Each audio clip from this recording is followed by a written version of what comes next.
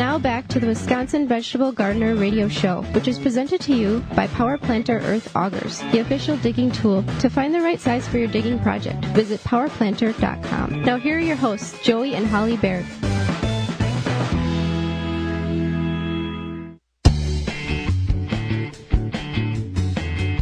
Welcome back to the Wisconsin Vegetable Gardener Radio Show.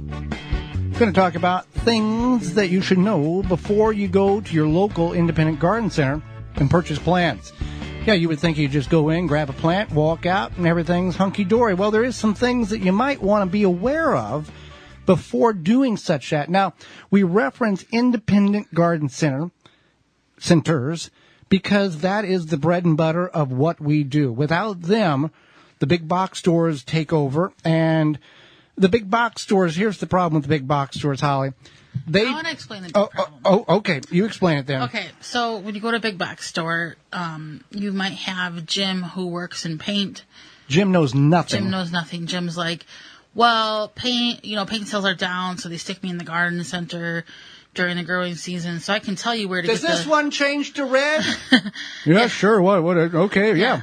I can tell you where to get the petunias, but that's about it. Like, Jim just wants to go back to mixing paint. He's just filling in whatever. Jim's thinking about his girlfriend tomorrow night. That he doesn't care. Right. Yeah. So that's a problem. And they focus on 3 weeks a year. That's it. That's all they really care. I think it's a little bit more than that. It's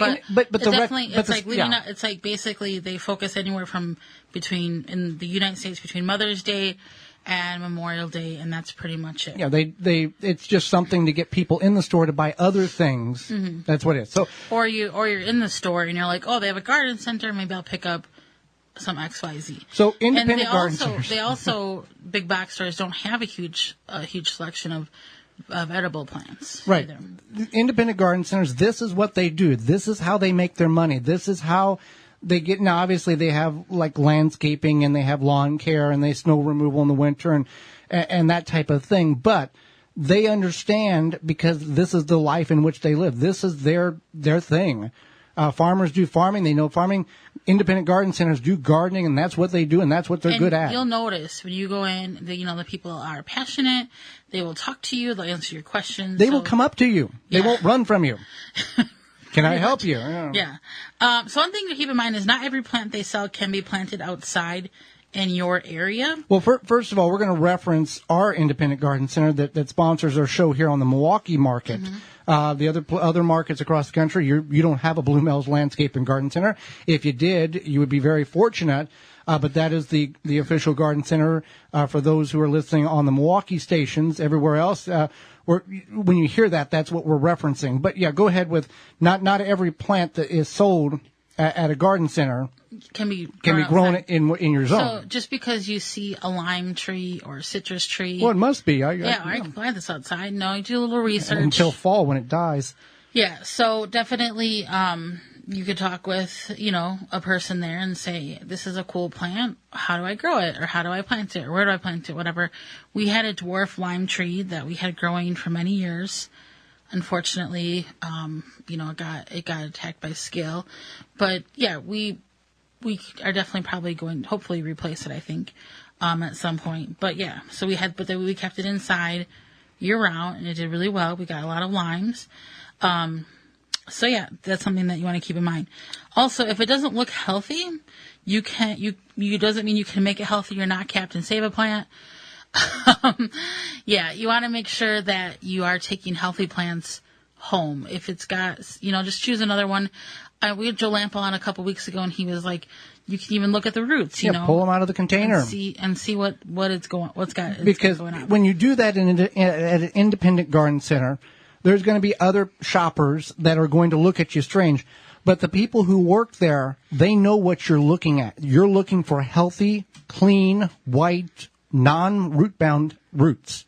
Mm-hmm. And if that plant has very heavily dark-colored root-bound roots, that plant is not healthy. It's been severely stressed, and that's not the plant for you to bring home and try to save. It doesn't work that way. Again, we've talked about why we recommend independent garden centers versus the big box stores, because of that knowledgeable staff in which they have And here's the thing. If you go to an independent garden center, and Sarah has just started working there, Sarah may not know the answer to your question, but Sarah knows to get a hold of Beverly, and if Beverly doesn't know, she knows to get a hold of Roger. Somebody's got an answer for you. Definitely. And, I mean, I've even seen people at Blue Mill say, you know, I don't have an answer for that, but we have so-and-so that can get us an answer. We'll give you a call. Right. Yeah. They have sources, just like we have sources, just like farmers have sources, just like teachers have sources. And they might have to contact, you know, somebody from bulk material who grows that particular plant or something, but they want to provide you their answer because they want you to go there, they want you to come back, they want you to have success.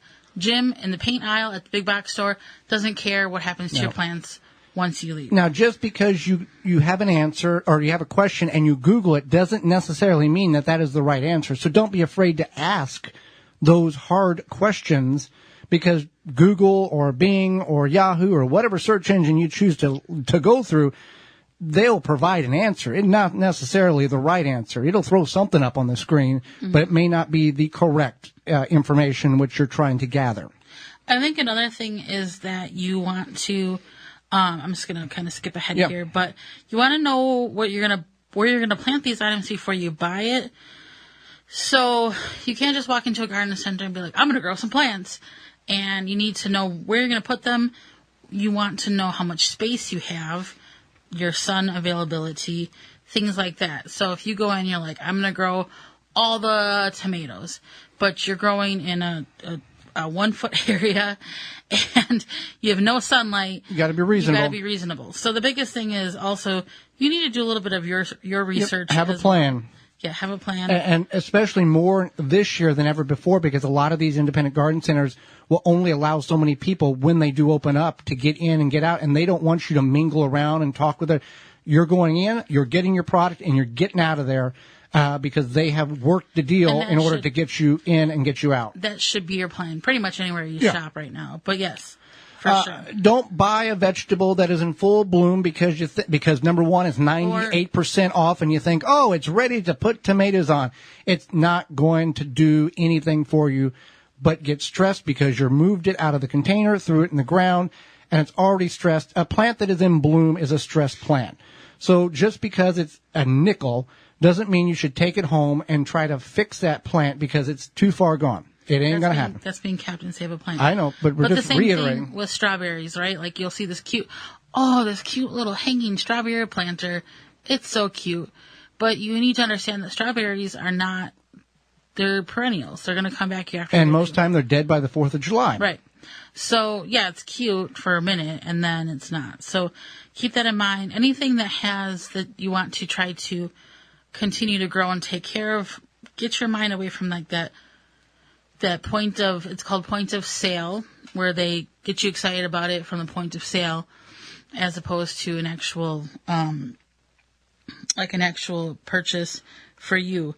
And you see this more actually the point of sale, like a big box store, but definitely keep in mind that yes, it looks cute, but it might not be practical. Now, don't be alarmed if you go to your independent garden center and you may see a bug or a moth or something flying around. That actually is a good thing. Now, if you walk into a greenhouse and the ceiling is covered and the plants are overwhelmed with insects of aphids and moths and all that, a few is okay. That indicates that they're not using harmful, harsh chemicals and coating the plants every day with this chemical to kill and sterilize the entire property that they're on. So that's a good thing if you see a few. Now, if you walk in, you grab a broccoli plant, start a tray of them, and you see it's infants, if it's loaded with aphids, then go ahead and get a hold of a staff member, an employee, and say, hey, you got a problem here you might want to address before it overwhelms the whole greenhouse per se. Right. That's definitely another thing. And then pay attention to the quality of the employees. It says a lot about the place and the management. If you go into a garden center or a greenhouse, nursery, or whatever, and they got, Jim Bob, who's got spaghetti sauce all over his shirt, and the manager... Or off in the corner smoking somewhere. Somewhere. Yeah, or something, or they just look like... They don't want to be there. Yeah, like they don't want to be there. That's a reflection on management. That's a reflection on a lot of things. yeah, you definitely need to pay attention to that. I worked for a plant distributor that distributed plants to a big box store, and you could tell, who I worked for because we had our shirts and it said that. And then you could tell when other people were stocking plants that worked for a different distributor, maybe they didn't look as professional. And the lack of care was a little less. Yeah. Well, and we'll reference Bluemel's. When you go to Bluemel's Landscape and Garden Center, they come to you, the staff does, they welcome you, they're excited to see you, and they're willing to help you. And that should be any independent garden center across the country. They should be welcoming you, because without you, they don't exist. One last thing, if you purchase something and it begins to not go well, if the plant begins to show issues after you've planted it, and it's not something that you have done, it's good to contact the garden center and say, hey, I purchased this tree, this shrub, this bush, this berry plant, whatever, and 2 days later, this is what occurred.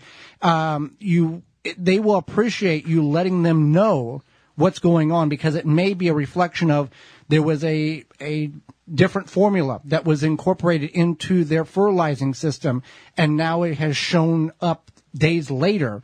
So it's good to do that and let them people know what's going on.